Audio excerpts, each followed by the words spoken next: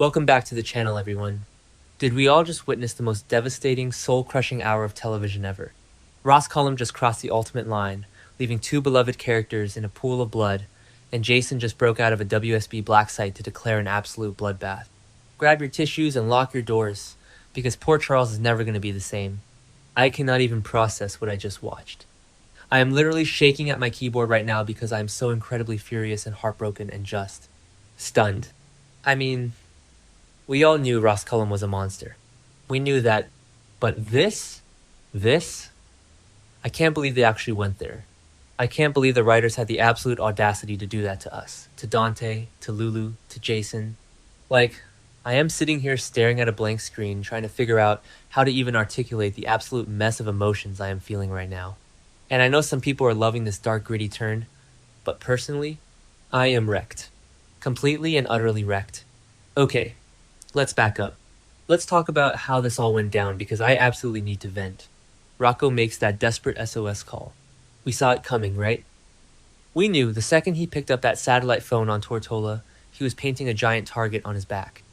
But the way Cullum used the satellite tracking, the sheer, terrifying efficiency of it, it was like watching a horror movie where you're screaming at the screen for the characters to run, but they can't hear you. Cullum raiding that secret bunker in the British Virgin Islands wasn't just a scene. It was an execution. It was cold, it was calculated, and it was the most sinister thing this show has done in years. And then, the shooting. God, I can barely even type this without crying. Britt trying to shield Rocco. Britt Westburn. The woman who has fought so hard for redemption, who has grown so much, throwing her own body over Dante and Lulu's son to protect him. And Cullum just pulls the trigger, without an ounce of hesitation. He shot them both. He gunned down a brilliant doctor and an innocent kid just to cover his own tracks. Seeing them collapse in that pool of blood before Brick's rescue team could even breach the doors, it destroyed me. It literally broke my heart into a million pieces. I mean, let's talk about Brick arriving just seconds too late. The look of absolute horror on his face when he kicked down those doors and saw the carnage. It was cinematic, but it was so deeply painful. You could see the regret washing over him, knowing that if they had just been 1 minute faster, they could have saved them. But no, the writers wanted us to suffer.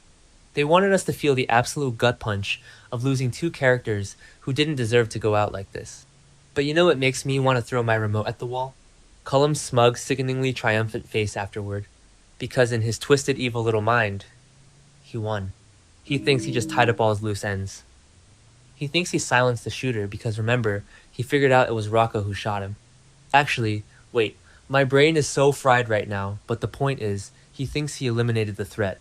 He thinks he wiped out the only witness who could expose his crimes. The sheer arrogance of this man to think he can just walk away from murdering a Falconeri Spencer child and the daughter of Liesl Obrecht. He has no idea the hellfire he just invited into his life. And then the news hits Port Charles. I mean, can we talk about the acting in this episode? Give them all the Emmys right now. Every single one of them. When Dante and Lulu got the news, I completely broke down sobbing. Dante, the hardened cop who has seen everything, just completely collapsing in on himself. And Lulu, the primal scream that came out of her, it was haunting. It was like watching a piece of her soul get ripped out of her chest. I've been watching since 2010, and I have seen a lot of grief on this show. Remember when Morgan died? Yeah, didn't compare to this. This was 10 times worse.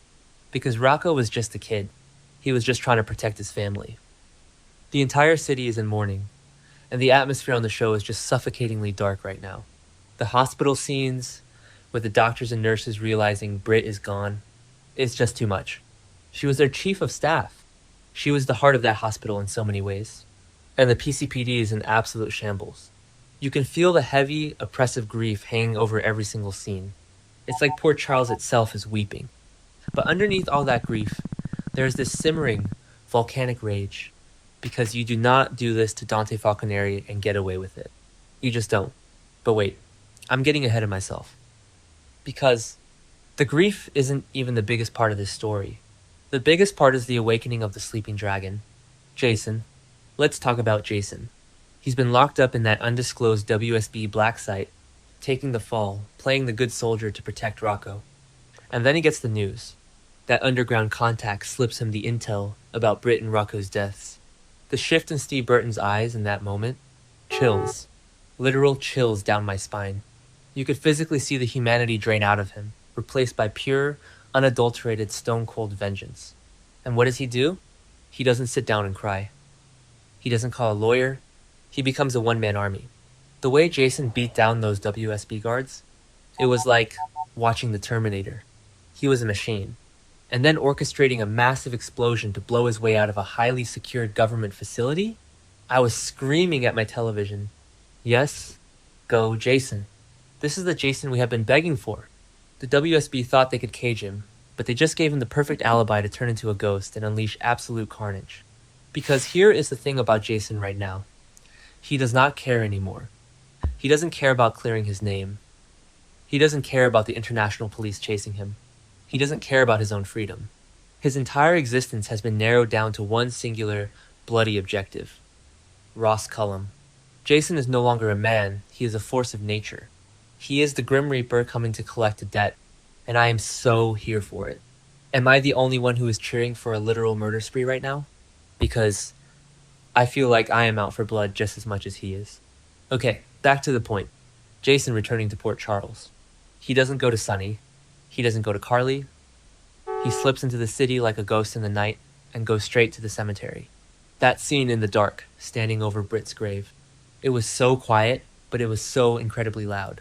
He didn't even have to say a word for us to feel the weight of his vow. He promised her, right there in the dead of night, that he will not stop until Cullum pays with his life. It was so poetic and dark and just. Perfectly, Jason. And can we just take a minute to talk about Jason and Britt? I mean, their history is so complicated, but they had this undeniable connection. Remember when they were on the run together? Remember how she saw past the mob enforcer exterior and saw the man underneath? They had this quiet respect, this bond forged in fire. And for Jason to know that she died trying to protect his best friend's son, it's too much. It is just too much. It adds this layer of tragic beauty to his revenge arc. He isn't just avenging a kid. He's avenging the woman who once saved him, who understood him in a way very few people ever have. And then we get to the joint funeral. I swear, the writers are trying to dehydrate us with our own tears. The atmosphere was just so heavy, so gloomy and melancholic. Seeing those two caskets, seeing Dante and Lulu standing there, looking like absolute shells of human beings. The entire town gathered in their black clothes, the rain probably threatening to fall because it's a soap and of course it's overcast. It felt so final. It felt like the end of an era. I was sitting there, clutching my throw pillow, just waiting for something to happen. Because, a soap funeral never just ends peacefully. And then, it happens. From behind the giant oak trees at the edge of the cemetery, a shadow steps out. The gasp from the mourners. I gasped. The collective shock of the entire town realizing that Jason, the man who was supposed to be locked away in a high-security WSB prison, is standing right there in the flesh. The absolute power of that moment cannot be overstated. He didn't rush in. He didn't make a scene. He just walked with that slow, deliberate, terrifyingly calm stride. He walks straight up to the caskets. He places a single white flower down. And then, he looks up. He looks straight into Dante's eyes. No words. No dramatic monologues. Just a look. But that look said absolutely everything. It was a silent pact. It was a promise of a bloodbath. Jason was telling Dante, I am going to kill the man who did this, and I am going to burn his entire world to ashes. And Dante, the cop, the man who swore to uphold the law, just looked back at him and accepted it, because in that moment, the law doesn't matter anymore. Only vengeance matters. I am telling you guys right now, the next few weeks are going to be the most intense television we have ever seen. Ross Cullum thinks he won. He thinks he is untouchable. But he has no idea that he just woke up the deadliest man in Port Charles. Jason is going to dismantle Cullum's operation piece by piece, and he's going to make him suffer. And honestly, I cannot wait. I know some people hate the mob violence, but this isn't just mob business. This is personal. This is a reckoning. I need to go lie down and process all of this because my heart rate is through the roof. Let me know in the comments if you are as wrecked as I am. And buckle up, because the war has officially begun.